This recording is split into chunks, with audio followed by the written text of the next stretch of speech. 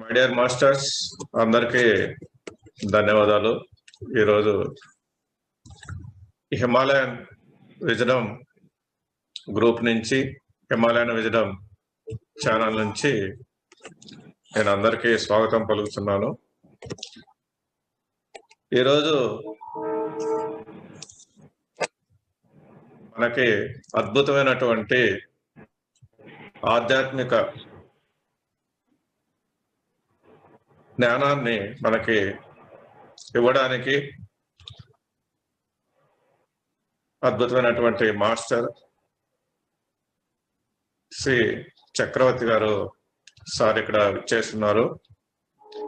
Sir గురించి చెప్పాలంటే, sir పేరు ఎస్కే చక్రవర్తి సార్. సార్ పేరు సారు కడప జిల్లాలో జన్మించారు. సార్తో నాకు ఒక 20 సంవత్సరాల అనుబంధం ఉంది. సారు దాదాపు 30 సంవత్సరాలు ఈ ఆధ్యాత్మిక ప్రయాణంలోనే ఉన్నారు. ఏదో మనం 1 సంవత్సరం, 5 సంవత్సరాలు, 10 సంవత్సరాలు ఏదో జాబ్ చేస్తూ ప్రపంచ జీవితంలో కొన్ని బిజీగా ఉంటూ, కొంత సాధనలో ఉంటూ, కొంత మనం సేవ చేస్తూ ఇట్లా ఉంటూ ఉంటాము. సారు 30 సంవత్సరాల నుంచి ఫుల్ టైం, అంటే 10 సంవత్సరాల నుంచి అయితే కంప్లీట్ గా ఈ ఆధ్యాత్మిక సాధనలో పూర్తిగా వినియోగిస్తున్నారు. చాలా అద్భుతమైనటువంటి యోగి మాస్టర్. ఎందుకంటే సారు చిన్న వయసు నుంచే ఎన్నో ఉపాసనలు, ప్రకృతిలో గడపడం, ఫారెస్ట్ లో గడపడము, ఎందరో అవధూతలను, ఎందరో గురువులను కలవడము, ఎన్నో విద్యలు, ఈ దశ మహావిద్యలో ఎన్నో రకరకాల సాధనలు, భక్తియోగం కావచ్చు, జ్ఞానయోగం కావచ్చు, ఇంకా రాజయోగం కావచ్చు, ఎన్నో రకాల సాధనలు చేస్తూ చేస్తూ ఎంతో సార్ని నిర్భయత్వానికి కానీ, స్వేచ్ఛకి కానీ, ప్రతి క్షణం ఆ పరమాత్ముని యొక్క అదే తపనలతో, అదే ప్రేమతో, అదే విశ్వాసంతో, అదే నమ్మకంతో, అదే జన్మ లక్ష్యంతో సార్ జీవిస్తూ ఉన్నారు. మన పిరమిడ్ స్పిరిచువల్ సొసైటీలో కూడా దాదాపు పత్రిజీ కూడా చాలా, మన గురువు గారు బ్రహ్మశ్రీ పత్రిజీ కూడా చాలా సన్నిహితులు. అప్పుడు 1990లోనే సారు చాలా ప్రచారం చేయడం, అంతా ధ్యాన ప్రచారం చేయడం, పిరమిడ్ స్పిరిచువల్ సొసైటీ అందరూ సార్ దగ్గర ధ్యానం నేర్చుకున్నారు. ఈ రోజు పెద్ద పెద్ద గొప్ప మాస్టర్లు అంతా కూడా సార్ ఎక్కువ ప్రపంచంలోకి రాకుండా సార్ సాధనలో సార్ గడుపుతూ ఉన్నారు. సార్తో పాటు నాకు 2015 నుంచి సార్తో కలిసి హిమాలయాలకు ప్రయాణం చేసేటువంటి అద్భుతమైన అవకాశం నాకు కలిగింది. సార్తో ఎన్నో అనుభవాలు, ఎన్నో ప్రయాణాలు హిమాలయాల్లో, అవన్నీ సార్తో మనం విందాము. సార్తో కలిసి నేను హిమాలయాలకి, సారు నేను ఇద్దరం కలిసి ప్రయాణం చేస్తూ 2015 నుంచి చేస్తూ ఉన్నాము. ఈ సార్ గురించి. Sir, welcome to Himalayan wisdom channel sir. చాలా రోజు ధన్యవాదాలు మీకు అవకాశం ఇచ్చినందుకు. సార్, మీ గురించి కొద్ది, మీ ఆధ్యాత్మిక ప్రయాణం, మీ గురించి ఎలా మీ ఆధ్యాత్మిక ప్రయాణం మొదలైంది, మీ గురించి చెప్పండి. ఎలా? తప్పకుండా. ఇక్కడికి వచ్చినటువంటి ఆధ్యాత్మిక మిత్రులందరికీ కొందరు సుపరిచయస్తులు ఉన్నారు, కొంతమంది నాకు తెలియనటువంటి వాళ్ళు ఉన్నారు. సో మీ అందరికీ కూడా మనసాంగా నమస్కరిస్తున్నాను. నాకు ఈ ఆధ్యాత్మికత సాధన అనేది నాకు మొదటి గురువు మా తల్లిగారే.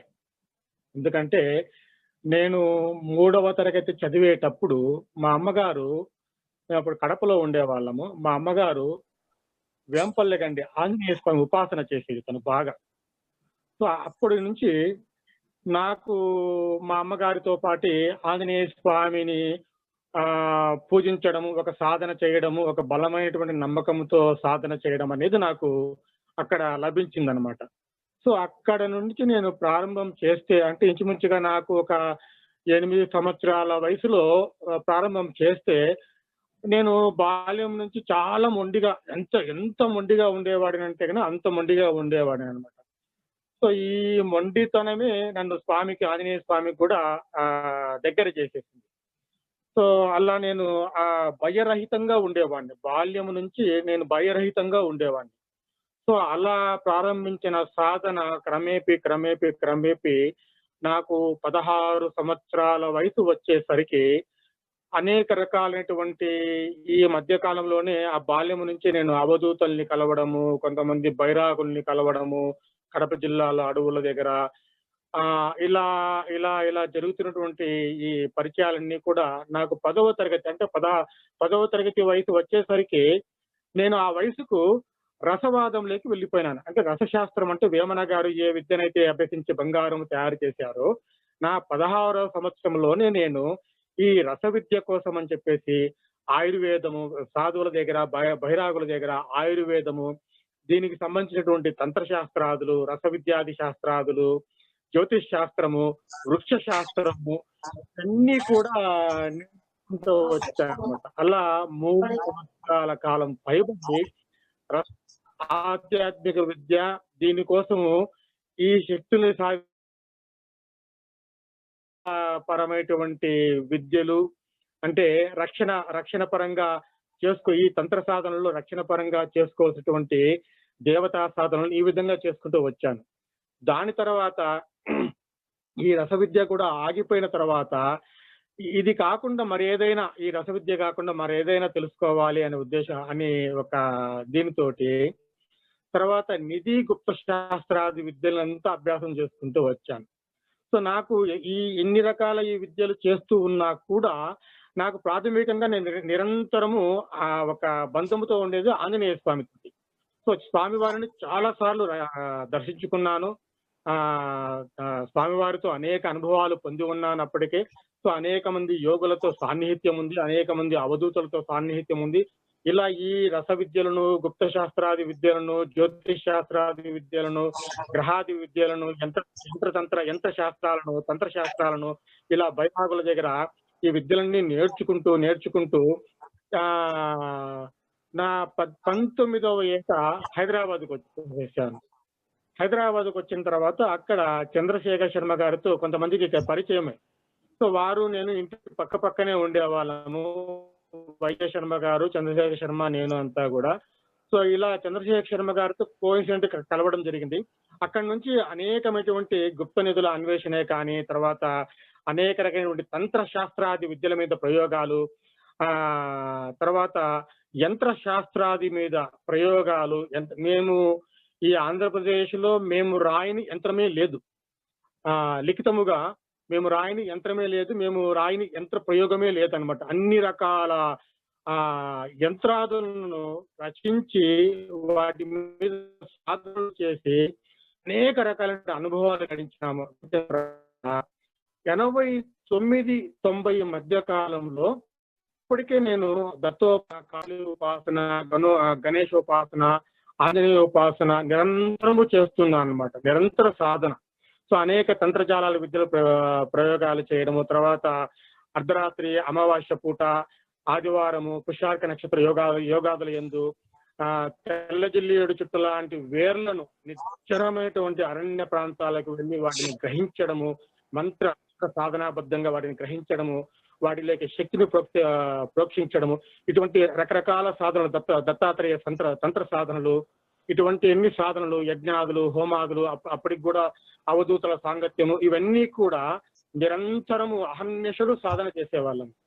తర్వాత 89-90లో కూడా ఈ సాధనలు చేస్తూ ఈ ఎన్జే రావు గారు అనేసి పత్రికారి యొక్క కో ఎంప్లాయ్ ఆయన, వీళ్ళంతా చెప్పాలంటే అంతా కలిసి ఒకే కోరమండల్ ఆఫీసులో పనిచేసేవాళ్ళు. ఈయన వైజయ శర్మ గారి అవుతారు. సో వీరితో కలిసి ఈయన వచ్చినప్పుడు చక్రవర్తి ఇంత ఒకరోజు అన్నారు అనమాట, కూర్చొని మేమంతా ఒక ఫ్రెండ్స్ మాదిరిగా ఉండేవాళ్ళము. అన్నారు, చక్రవర్తి ఇంత కఠోరమైన పట్టుదల, ఇంత కఠోరమైన సాధన చేస్తావు, ఇదే సాధనలు నీవు ధ్యానంలో కూడా చేయకూడదా, నీవు ఇంత ఉంది కదా అని అడిగాడు అనమాట. సరే సార్ చేస్తాం, ఇది కూడా చేస్తామని చెప్పిన తర్వాత అలా అప్పటి నుంచి ఇప్పుడు మనం చేసేటువంటి సుఖ ప్రాణాయామం విద్యలోకి వచ్చాను. వచ్చిన తర్వాత అప్పటిదాకా ఉపాసనలు, తంత్రాలు, యంత్రాలు, రకరకాల గారడి విద్యలు, కనికట్టు విద్యలు, అంజనాది విద్యలు, ఇలా అన్ని రకాల ప్రయోగాలు చేసి తర్వాత ఈ ప్రాణాయామ విద్యలోకి వచ్చాం. ఈ ప్రాణాయామ విద్య వచ్చిన తర్వాత ఈ ప్రాణాయామ సాధన చేస్తూ, ఈ సుఖ ప్రాణాయామం చేస్తూ అప్పటి నుంచి అసలు ఈ ప్రాణ రహస్యం అంటే ఏమిటి? ఈ ప్రాణోపాన అనేటువంటి ఈ ప్రాణ విద్య ఎన్ని రకాలుగా ఉంది? ఇది బ్రహ్మ విద్య అని ఎందుకన్నారు? ఈ బ్రహ్మ విద్యలు ఎన్ని రకాలుగా ఉన్నాయి? ఎలా చేయాలి? ఈ సాధన అనుభవాలు ఏమిటి? ఇవన్నీ కూడా ఇలా ఎలా నేను ప్రయోగాలు చేసేవాడునో అలాగే ఈ యొక్క ప్రాణ విద్య మీద కూడా, ఈ ప్రాణాయామాల మీద కూడా పరిశోధన చేయడం బిగించేశాను. ఎలా చేసాము అంటే, ఫస్ట్ ఒక రోజు మాకు ఒక హనుమాన్ టెంపుల్ ఉండేది అక్కడ ఎర్రగడ్డ దగ్గర, ఒక నిర్జనమైన ప్రదేశం అది. అప్పట్లో పెద్ద ఈ టౌన్, ఈ ప్రాంతం అంతా కూడా నిర్మానుష్యంగా ఉండేది. అప్ టు ఇప్పుడు కట్టబడిన ల్యాంకో హిల్స్, హైటెక్ సిటీస్, ఇవన్నీ అరణ్యాలు. ఇవన్నీ కూడా అప్పట్లో 89లో ఎంత అడవి, ఈ హైటెక్ సిటీ అంతా అడవి. చిరుతపురులు కూడా తిరిగేటి ఆ ప్రాంతం అంతా కూడా. అక్కడికి వెళ్ళి ఆ కొండల మీద కూర్చొని సాధన చేసుకునే వాళ్ళం, ఏకాంతం కోసం, నిశ్శబ్దంగా ఉండేదానికోసం. మా ఎర్రగడ్డ దగ్గర ఒక నిర్జనమైన ప్రదేశంలో హనుమంతుని గుడి ఒకటి ఉండేది. అక్కడ ఒక అవధూత వచ్చి కూర్చునేవాడు అనమాట. రాత్రిపూట, సాయంత్రం పూట అక్కడికి వెళ్ళే వాళ్ళం. అక్కడికి నరమానవుడు అనేవాడు ఎవ్వరూ ఉండరు. అక్కడ కూర్చుంటే ఆంజనేయ, అది అంత దుమ్ము పట్టి, ధూళి పట్టి, అంత ఒక నిర్జనంగా ఉండి మనిషి ఎవ్వడూ తిరిగే ప్రదేశం కాదనమాట. అక్కడికి వెళ్ళి కూర్చొని రాత్రి 12-1 గంట వరకు అలా ఆ గుడిలో కూర్చొని సాధన చేసుకునే వాళ్ళం, ప్రాణాయామ సాధన చేసేవాని అనమాట. సో అప్పుడు నిశ్చయించుకున్నాను, అసలు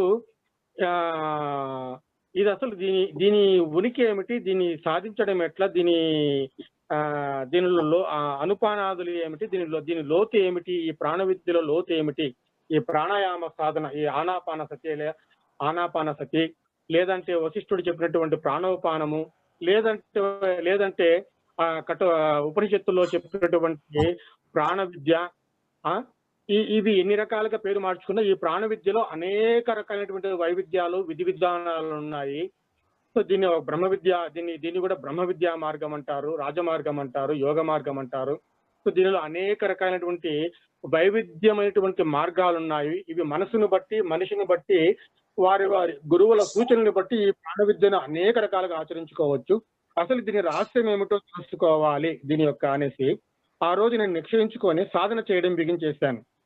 చాలా మంది మనం ఏమనుకుంటామంటే, సాధన చేసేటప్పుడు ఒక అరగంట, ఇప్పుడు మనం చేసేటట్టు ఒక 5 నిమిషాలు 10 నిమిషాలు సాధన చేసుకుంటాము, ఒక గంట 2 గంటలు, కుదిరిన వాళ్ళకు 1 గంట సేపు చేస్తే దట్ ఈస్ ఎనఫ్ లైఫ్ లో అని అనుకుంటారు.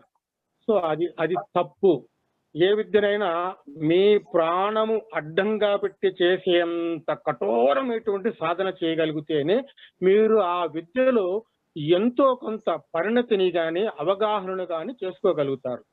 ఒక అరగంట, గంట, 2 కానీ అది కూర్చొని చేస్తే అది మీ దైనందిక జీవితంలో మీరు ఆ రోజు గడిపేదానికి, ఏదైనా మానసికంగా ఒత్తిడిని తట్టుకునేదానికో, లేదంటే మీ శారీరకమైనటువంటి శ్రమను కాస్తంత తట్టుకునేదానికి ఉపయోగపడుతుంది తప్ప మీ ఆధ్యాత్మికత ఎదుగుదలకు మాత్రము పెద్దగా ఉపయోగపడదు. సో కాబట్టి మీరు ఏదైనా ఒక సాధనను తీసుకుంటే దాన్ని జీవితంలో ఒక ప్రధానమైనటువంటి భాగంగా తీసుకోండి. అది జీవితం అనుకొని సాధన చేయండి. అలా మీరు ఏ సాధన అయినా సరే, మంత్ర సాధనే కానీ, తంత్ర సాధనే కానీ, మిగతా ఏ సాధన అయినా సరే, దాన్ని ప్రాణప్రదంగా తీసుకొని ఆ సాధనే మీ జీవితం అనుకొని సాధన చేయగలిగినప్పుడు అది మీకు సిద్ధిస్తుంది. దాని ద్వారా మీరు అనుభవాలు పొందగలుగుతారే తప్ప ఏదో కాస్త టైంపాస్ కోసమో, కాస్త ఉపశాంతి కోసమే చేస్తే మీకు దాని కారణంగా మీకు ఎటువంటి పెద్దగా చెప్పుకోదగినంతగా ప్రయోజనాలు కానీ, ఉపయోగాలు కానీ మీకు కనపడవు. సో మీకు అద్భుతమైనటువంటి అనుభవాలు కానీ, అద్భుతమైన జ్ఞానము కానీ, మరి ఇతరేతరమైనటువంటి ఏ విధమైన అభివృద్ధి కానీ కావాలంటే దాన్ని మీరు ఒక అకుంఠితమైనటువంటి దీక్షతో, సాధనతో చేయగలిగినప్పుడు మీరు అద్భుతమైన ఫలితాలు పొందగలుగుతారు. అద్భుతమైనటువంటి రహస్యాలను మీరు పొందగలుగుతారు, వినగలుగుతారు, ఋషులను కానీ, దైవాన్ని కానీ దర్శించుకోగలుగుతారు. సో ఆ రోజు నేను అనుకున్నాను అనమాట, ఇలా కాదు, 1 గంట 2 గంటలు కాదు, దీని అంత ఏమిటో తేల్చాలి. ఉంటే ప్రాణం ఉండాలి, లేకపోతే నేను ఉండాలి అన్నట్టుగా నేను నిశ్చయించుకొని ఆ రోజుటి నుంచి నేను 6 నెలల కాలం నుంచి 1 సంవత్సరం కాలం పాటు ఎన్ని గంటలు ధ్యానం చేశాను అంటే మినిమము 10 గంటల నుంచి 16 గంటల సేపు ధ్యానం చేసుకుంటూ వచ్చాను. ధ్యాన సాధన చేసుకుంటూ వచ్చాను. ఈ రోజులలో ఈ యొక్క ధ్యానం విస్తృతమైపోయిన తర్వాత పిరమిడ్ సొసైటీనే కానీ, ఇతరేతర స్పిరిచువల్ సొసైటీస్ లోనే కానీ మీకు విస్తృతమైపోయిన తర్వాత అనేక మంది మీడియా వచ్చింది, అనేక రకాలైనటువంటి సంస్థలు వచ్చాయి, మీకు పుస్తకాలు వచ్చాయి, వైవిధ్యమైనటువంటి పుస్తకాలు వచ్చాయి, చెప్పేదానికి గురువులు లేదంటే మాస్టర్స్ వచ్చారు, అనేక మంది వచ్చారు. ఈ 20-30 సంవత్సరాల క్రిందట ఇవేవి సంస్థలు లేవు. ఇప్పుడు మనం చూసేటువంటి సోకాల్డ్ సంస్థలు ఏవి కూడా లేవు. ఇటువంటి ఆధ్యాత్మికత మీద కానీ లేకపోతే యోగ గ్రంథాల మీద కానీ ఇన్ని పుస్తకాలు లేవు. నాకు ముందు నుంచి నాకు ఒంటరితనం అలవాటు ఎక్కువ. నేను ఒంటరిగానే సాధన చేసేవాడిని, ఎక్కువ ఒంటరిగానే ఉండేవాడిని. ఎప్పుడు నా ప్రపంచంలో నా సాధనలో నేను ఉండేవాడిని. సో నాకు ఏ పుస్తకాలు చదవడము, ఏ పుస్తకాలు ఇవి చేయడము నాకు పెద్ద తెలియవు. సినిమాలు ఇలాంటి పెద్ద బయట ప్రపంచాలు నాకు పెద్ద తెలియవు. నాకు తెలిసింది ఒకటే, నా దేవుడి గది, నా సాధన, అంతే. నాకు ఈ మూడే నాకు తెలిసింది. లేదంటే నా ఉద్యోగము, నా చదువు, అంతే. సో నాకు అలా సాధన ప్రారంభించిన తర్వాత అనేక రకాలైనటువంటి అనుభవాలు, అనేక రకాలైన దర్శనాలు వచ్చినప్పుడు వీటిని ఎలా పరిష్కరించుకోవాలి, ఎలా సాధన చేయాలి, ఎలా వీటి నుంచి జ్ఞానాన్ని పొందాలి అనేది ఆ తీవ్రమైన సాధనలో నా గురువుల్ని నన్ను నేను ప్రశ్నించుకుంటూ, నాకు దర్శనమిచ్చినటువంటి గురువుల్ని ప్రశ్నించుకుంటూ, నా అనుభవాలనే నా అనుభవ జ్ఞానాన్ని మాత్రమే నా జీవితంలోకి అనువాదం చేసుకుని దాని జీవితంలోకి తెచ్చుకొని దాన్ని అనుభవించి నా పరంగా నేను జ్ఞానపరంగా ఏది మంచి ఏది చెడు అని నిర్ణయించుకుంటూ దాన్ని వచ్చినటువంటి అనుభవాన్ని కూడా నేను జీవితంలో దాన్ని అన్వయించుకొని ఇది కరెక్టా కాదా అని అనుభవించుకుంటూ నా జీవితాన్ని ఇలా ఇంతవరకు తీసుకుంటూ వస్తున్నాను. ఇలా నా జీవితాన్ని నడుపుకుంటూ వస్తున్నాను. ఈ విధంగా నా యొక్క జీవన ప్రయాణం బిగినేసి నా ఆధ్యాత్మిక సాధన అనేది ఈ విధంగా ప్రయాణం అయిపోయింది. చాలా వండర్ఫుల్ సార్ మీ ప్రయాణం. నేను చాలా సార్లు విన్నాను, మీరు ఏ పుస్తకాలు చదవలేదు, ఎంతో అనుభూతితో మీరు ఎన్నో అనుభవాలతో మీకు సరస్వతి కటాక్షం కూడా, ఆమె దర్శనం కూడా జరిగిందని విన్నాను. మీరు ఎందరో అవధూతలు కలిశారు, ఎందరో అవధూతలు సేవ చేశారు. నాకు తెలిసి చాలా సార్లు వినేవాడిని, రోజు 18 గంటలు 16 గంటలు చంద్రశేఖర్ శర్మ సార్ అందరితో కలిసి ఎన్నో ఫారెస్ట్ లో ఎంతో గడిపారు. మీరు ఎంతో సాధన చేశారు. మీరు చాలా ఇన్స్పిరేషన్ అందరికి. సార్ మీరు ఇక్కడ ఇంత సాధన చేశారు, ఇంత అవధూతలు ఇవన్నీ కలిశారు, ఇంత ఉంది మీ అనుభవం. సో మీరు ఇక్కడ నుంచి మీరు హిమాలయాలకు వెళ్ళాలనేటువంటి కోరిక కలిగింది ఇంతకుముందే. మీరు హిమాలయాల్లో కూడా చాలా సంవత్సరాలు ఒంటరిగా మీరు ప్రయాణం చేశారు. సార్ ఇక్కడ ఇంత సాధన, ఇక్కడ అంతా ధ్యాన సాధన చేశారు, ఇక్కడ ఎంతో ప్లేసెస్ ఉన్నాయి ఫారెస్ట్ లో. మీరు ఇక్కడ ధ్యానం చేసుకొని హిమాలయాలకు వెళ్ళాల్సిన అవసరం ఉందా? అందరికి ఇక్కడే సాధన చేసుకోవచ్చు కదా. అక్కడికి వెళ్ళడానికి మీకు ప్రేరణ కలిగించిన విషయం ఏంది?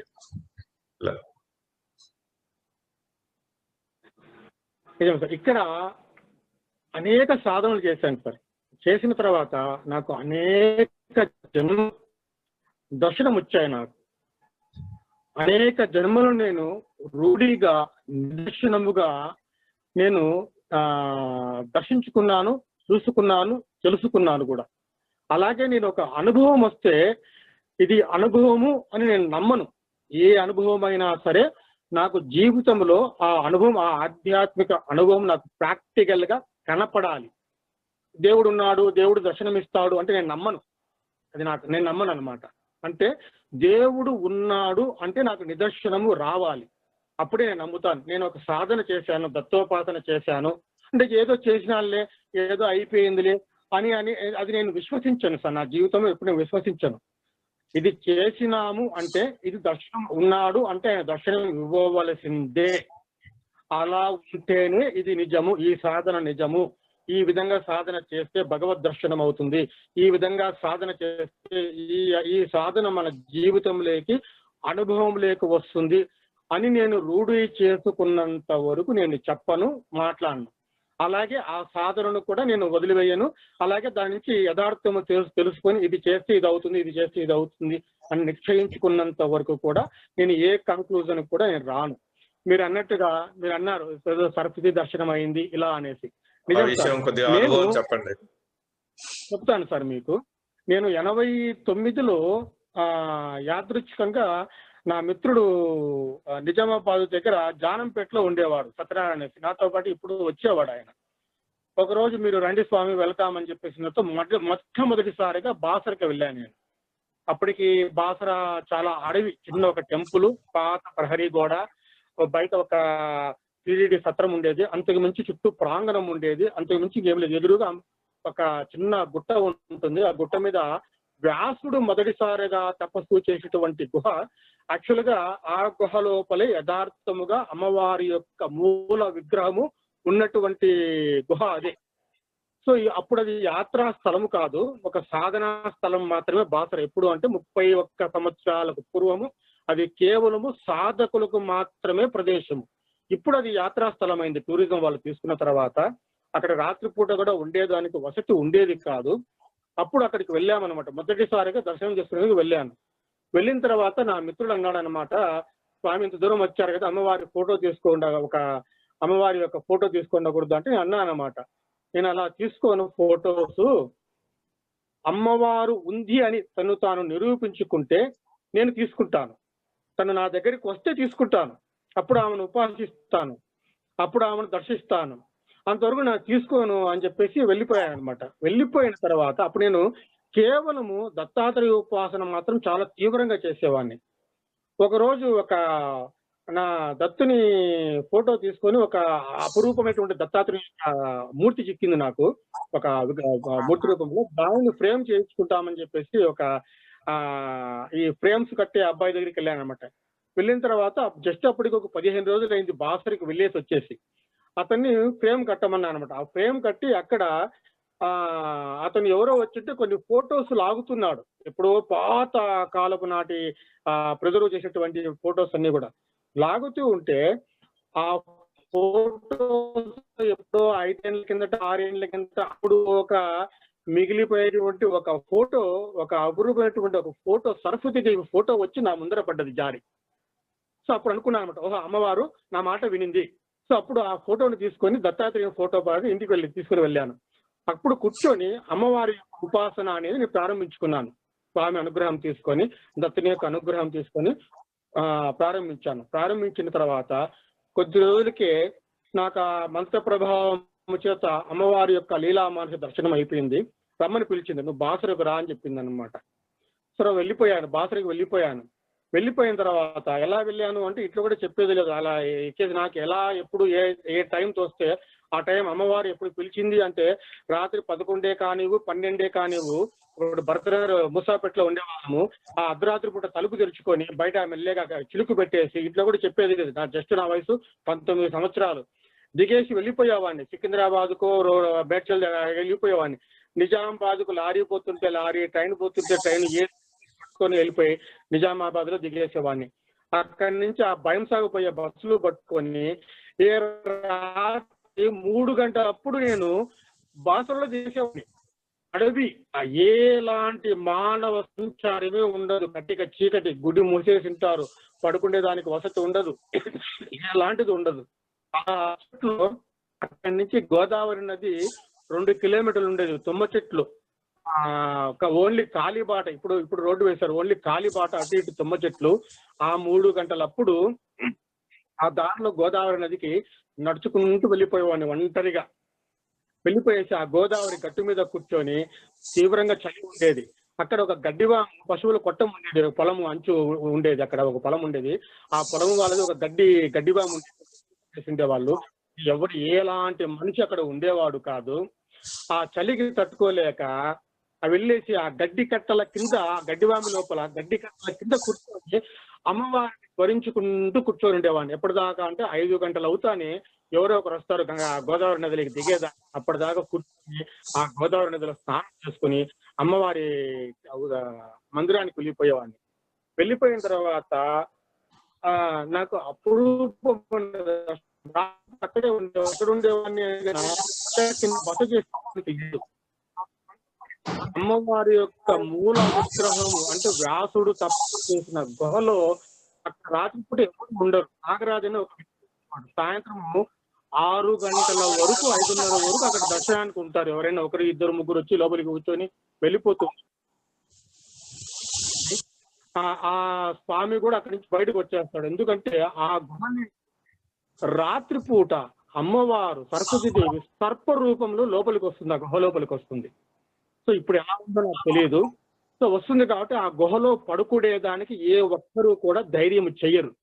నేను అప్పుడు సూర్యగ్రహణం మాకు మంత్రశాస్త్రం ప్రకారము తంత్రశాస్త్రం ప్రకారము సూర్య చంద్రాది గ్రహణాలు పర్వదినాలు అనమాట. అంటే ఆ మంత్రము సిద్ధి పొందేదానికి మాకు అత్యంత కీలకమైన దినాలు అనమాట. అప్పుడు ఆ సమయాల్లో ఏం చేస్తామంటే ఒక ముహూర్తాలు పెట్టుకొని నదీ మధ్యమము యందు, నాభిలోతు నీళ్ళల్లో, గుహల యందు, పుణ్యక్షేత్రాల యందు, పర్వతాల యందు సాధనలు చేస్తాం. ఎందుకంటే మంత్రం చాలా త్వరగా సిద్ధిస్తుంది. దానికి కొన్ని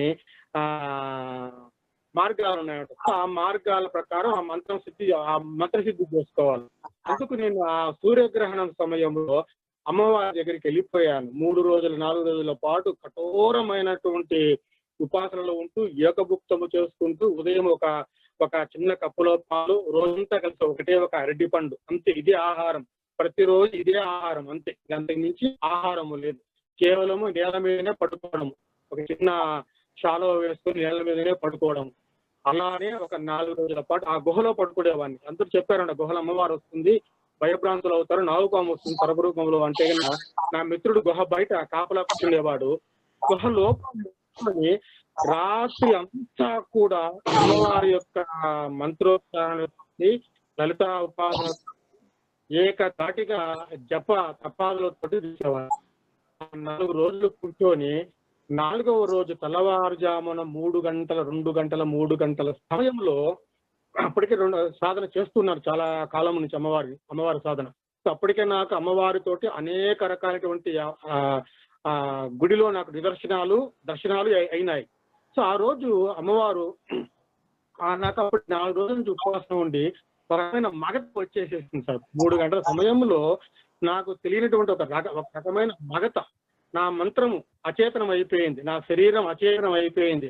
ఒక మైకము లాంటి మైకం నా శరీరాన్ని కమ్మేసింది. నాకు జపం చేసేదానికి కానీ, అమ్మవారిని అర్చన చేసేదానికి కానీ, అమ్మవారిని చూసేదానికి కానీ, కూర్చునేదానికి కూడా నా శరీరంలో శక్తి లేదు. అలా కూలిపోతున్నాను. నా శరీరం తెలియకుండా గుహలో కూలిపోయాను. నాకు గొంతుకు వినపడింది, అమ్మవారి యొక్క గొంతు వినపడింది. నాయన లే, ఆ కాస్త మిగిలిపోయినటువంటి నామాన్ని పూర్తి చేసేయి అని ఒక గొంతు వినపడింది. అంతే. నా నిద్ర మైకం అంతా ఏమైపోయిందో తెలియదు. అయాచితం నాకు తెలియనటువంటి విపరీతమైన ఒక శక్తి నన్ను ఆవరించింది. ఆ 10 నిమిషాలలో అమ్మవారు చెప్పినటువంటి ఆ మిగతా భాగానంతా పూర్తి చేశాను. అంతే. తర్వాత ఏమైందో నాకు తెలియదు.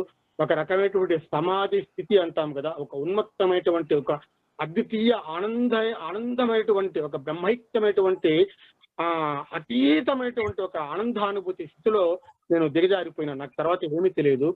అఖండమైనటువంటి తేజస్సు, విశ్వమంతా ఆవరించినటువంటి అఖండమైన తేజస్సు. గుహ లేదు, పర్వతాలు లేవు, నగరాలు లేవు, ఎలాంటి ప్రాంతం లేదు.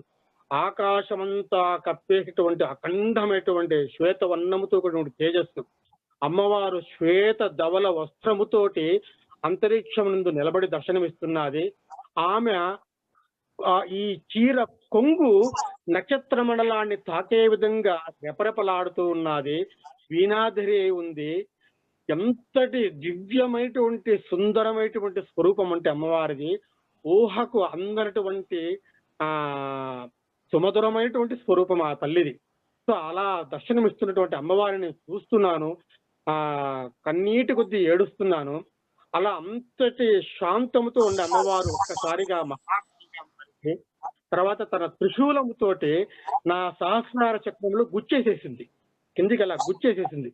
ఎప్పుడైతే ఆమె నా సహస్రార చక్రంలో ఆ వీణ త్రిశూలమై ఇలా నా సహస్రార చక్రంలో గుచ్చబడిందో, నా షట్చక్రాల గుండా ఆ శూలము మూలాధారములో నుంచి భూమిలోకి దిగబడింది.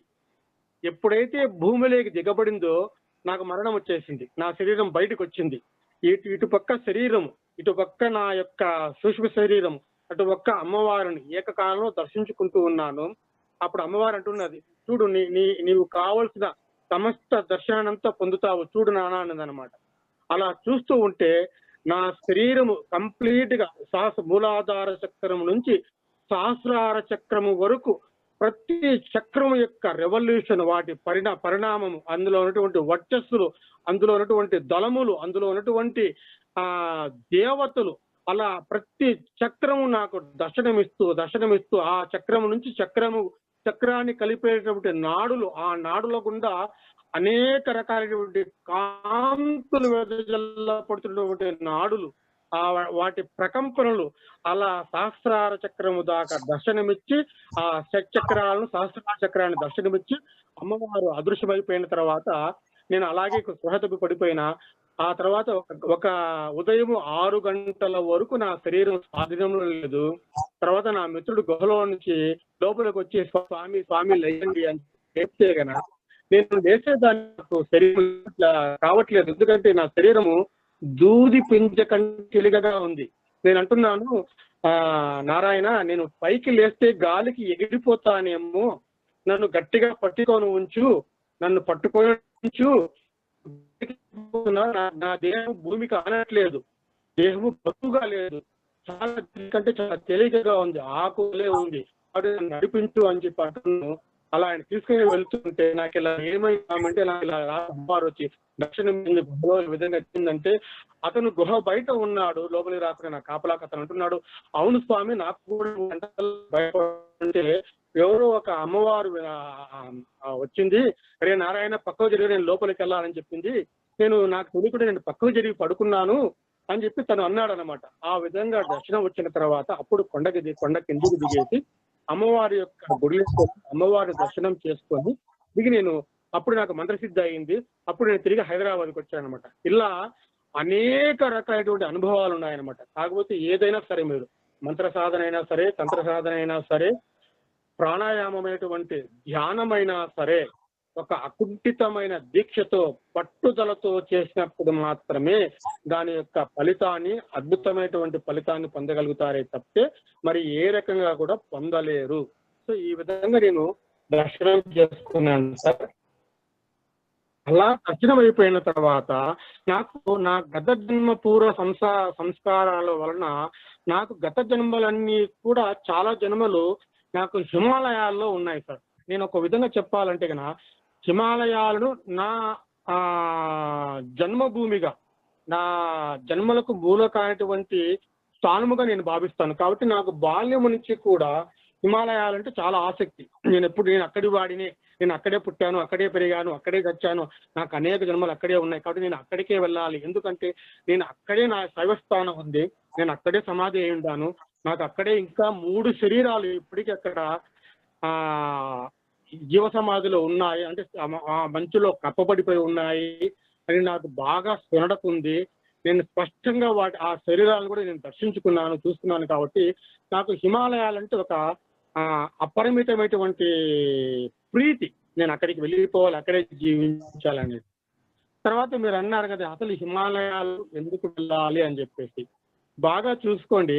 మనకి ఇక్కడికి వచ్చేసరికి దక్షిణ భారతదేశం కింద వచ్చేసరికి మనం ఇక్కడ ఉన్నటువంటి దైవిక స్వరూపాలను అంతా ఎక్కడ పెట్టింటాము? దేవాలయాలలో పెట్టింటాము కదా.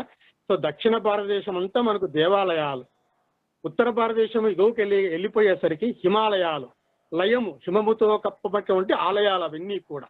అందుకే అక్కడ గుళ్ళు గోపురాలు ఉండవు. ఎందుకు ఉండవు అంటే గన అక్కడ జ్ఞానులు ఎవరైతే విగ్రహారాధన నుంచి, మంత్ర సాధన నుంచి, తంత్ర సాధన నుంచి అంతా బయటకు వచ్చేసేసి ఒక ఆధ్యాత్మిక పరిణతి, ఒక అలౌకికమైనటువంటి పరమాత్మ యొక్క చైతన్యపు శక్తి యొక్క స్థానాలను పొందదలుచుకుంటాడో, ఆ ఆధ్యాత్మిక పరిణతిలో ఆత్మతత్వాన్ని తెలుసుకోదలుచుకుంటాడో, నేను ఈ శరీరం కాక ఈ అనంతమైన ప్రకృతిలోని అనంతమైన శక్తిని పొందదలుచుకుంటాడో, వీళ్ళందరూ కూడా అలభ్యమైనటువంటి ఏకాంత సాధన కోసము హిమాలయాలకు వెళ్తారు. రెండవది, హిమాలయాల్లో మన ఆధ్యాత్మిక నాగరికతకు, వేదాలకు, శాస్త్రాలకు, ఋషులకు మూల నిలయం సార్. సింధులోయ నాగరికత అంటాం. సింధులోయ నాగరికత కాదు, సింధు సరస్వతీ నదిల నాగరికత. మనకు ప్రతి ఉపనిషత్తు, ప్రతి వేదము, ప్రతి పురాణము, ప్రతి ఇతిహాసము రాయబడిన స్థలము హిమాలయాలు. దేవతలు, యక్షులు, కిన్నెరులు, కింపురు, అశ్వతి దేవతలు, అనేక మంది సిద్ధులు, చారణులు నివసించేటటువంటి ప్రదేశము హిమాలయాలు. కాబట్టి సమస్త దేవతల చేత పూజింపబడేటువంటి గంగా, యమున, సరస్వతీ నదుల యొక్క దివ్య జన్మస్థలము హిమాలయాలు. కాబట్టి ఒక మనిషి తాను దేవుడిగా మారాలనుకున్నవాడు, తాను దైవ సమానుడు కావాలనుకున్నవాడు, తనను తాను దేవునిగా తీర్చిదిద్దుకోవాలనుకున్నటువంటి వాడు, తన యోగ సామ్రాజ్యాన్ని విశ్వ చైతన్యపు సామ్రాజ్యంగా తను విశ్వ మానవునిగా మారదలుచుకున్నటువంటి వాడు, తన ఆధ్యాత్మిక విద్యలో అత్యున్నతమైనటువంటి మహోన్నతమైనటువంటి స్థితికి చేరదలుచుకున్నటువంటి వాడు అతి త్వరగా తన యోగ విద్యను పరిపూర్ణము చేసుకోవాలి అని అనుకున్నటువంటి వాడు, తాను అనేక వేల సంవత్సరాలు జీవించగలగాలి అని అనుకున్నటువంటి వాడు, తాను దేవతలతో పరస్పరము ప్రత్యక్షముగా సంబంధము కలిగి ఉండాలి అనుకున్నటువంటి వాడు, తన సహా సిద్ధులతోటి యోగులతోటి ఆ పరమేశ్వరుడి చేతి కూడి ఉండి జీవించాలని అనుకున్నటువంటి వాడు, సదా నిరంతరము గంగా నది పరివాహకములో అనుకున్నటువంటి వాడు హిమాలయాలకు వెళ్ళాలి సార్. అది తప్పితే మానవునికి మరో మార్గం లేదు. అత్యున్నతమైనటువంటి శిఖరాలకు, ఆధ్యాత్మిక శిఖరాలకు ఎదగాలి అనుకున్నటువంటి వాడు, లేదా అద్వితీయమైనటువంటి సిద్ధాశ్రమం ఉన్నటువంటి బద్రీనాథ్ దగ్గర నుంచి ఈ టిబెట్ మధ్య ప్రాంతంలో సిద్ధాశ్రమం ఉంది. చంబల అని దాన్ని అంటాము, మన పురాణాలలో కలాప అంటాము. మనం వింటాం దత్తాత్రేయుడు మొదటి మానవ జన్మ తీసుకున్నది శ్రీపాద శ్రీవల్లభుడు మహబూబ్నగర్ లో క్రోపురం దగ్గర ఉంది.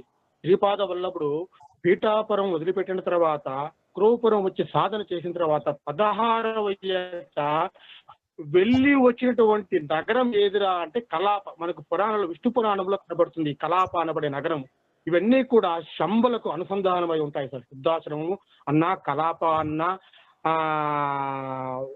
తర్వాత మన పురాణాలు చెప్పబడి ఉంటాయి శ్వేత వరాహ దీపం అన్నా, ఇవన్నీ కూడా ఈ ప్రాంతాల నుంచే ఉన్నాయి సార్. ఇక్కడంతా కూడా వేల సంవత్సరాల నుంచి జీవించేటువంటి మహనీయ మూర్తుల తపోక్షేత్రాలు.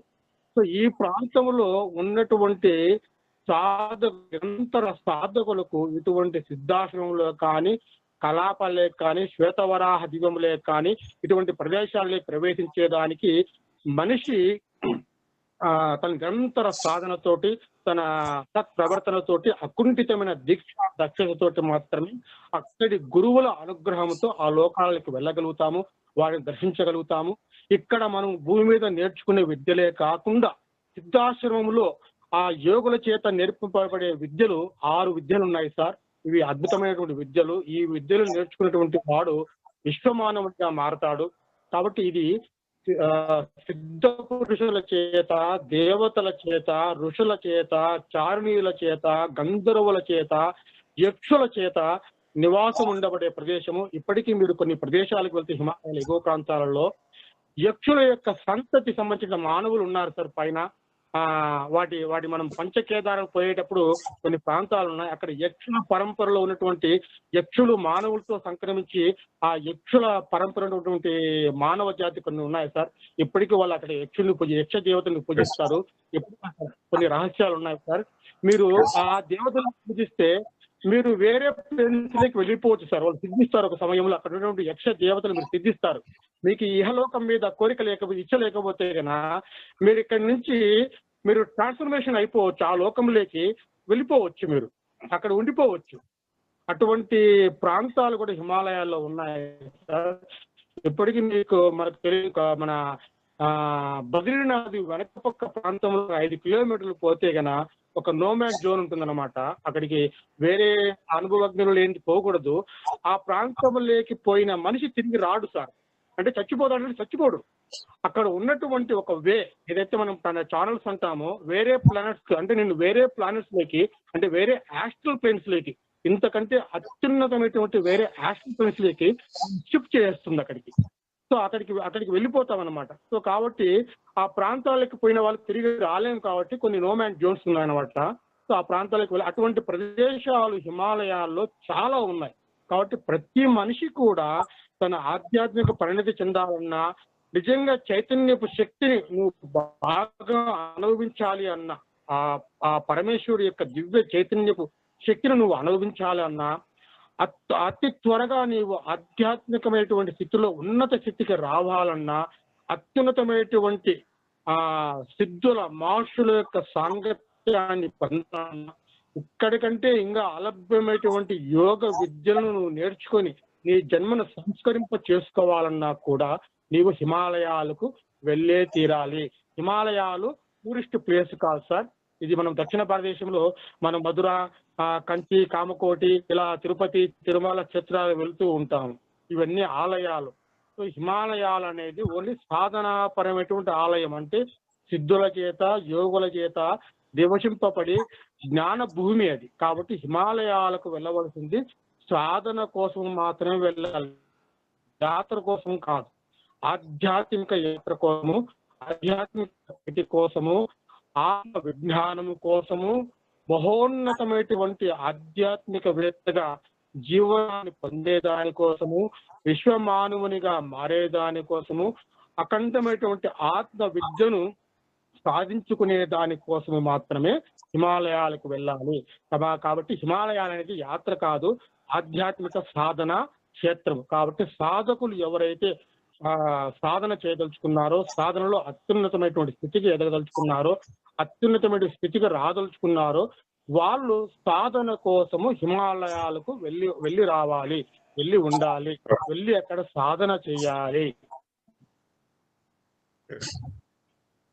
సో భవిష్యత్తులో నా ప్రణాళిక కూడా అదే. భవిష్యత్తులో నేను అంతా కూడా హిమాలయాల్లో ఎక్కువ భాగం గడుపుతాను, అక్కడే జీవిస్తాను, అక్కడే ఉంటాను సార్.